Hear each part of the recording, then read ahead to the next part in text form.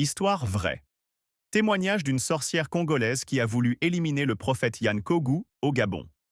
Je suis une femme de 41 ans, originaire de Kinshasa au Congo.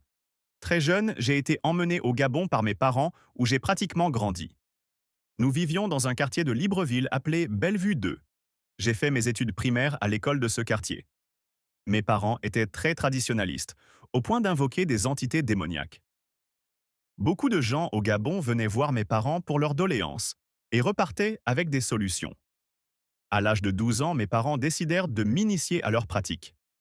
Pendant une semaine chaque soir, nous allions au bord de mer pour que j'apprenne à invoquer des esprits, notamment des sirènes. À l'âge de 20 ans, j'étais déjà capable de faire des voyages mystiques et j'aidais mes parents dans certains travaux d'invocation. Un jour, la sirène Hélène, qui avait été invoquée par mes parents, leur demanda de me consacrer à son service. J'avais déjà 27 ans. Je devins alors la fille de cette sirène. Ma mission était de faire tomber les hommes par le moyen du sexe. Je couchais avec beaucoup d'hommes, mais particulièrement des hommes qui avaient une étoile qui brillait encore. Je ne ratais jamais une cible.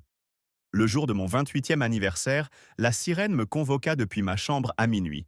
Elle me dit avec un air dérangeant qu'il y avait quelqu'un qui la mettait hors d'elle et qu'elle ne parvenait pas à l'atteindre.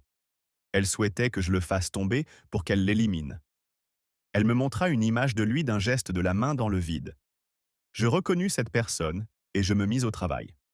Le lendemain, je m'approchais de la maison de ce homme. Il était de ma génération, mais quelque chose était bizarre chez lui. En fait, son éclat était très fort. J'avais du mal à le regarder dans les yeux.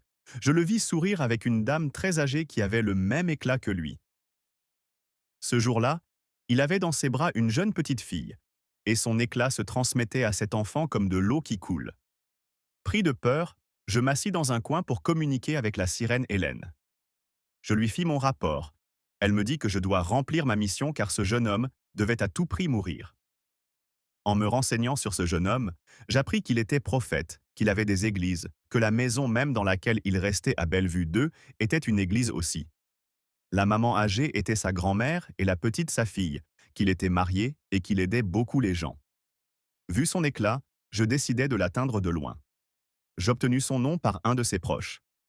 Ce prophète s'appelait Koguyan, il avait 25 ans et servait Dieu avec sincérité de cœur.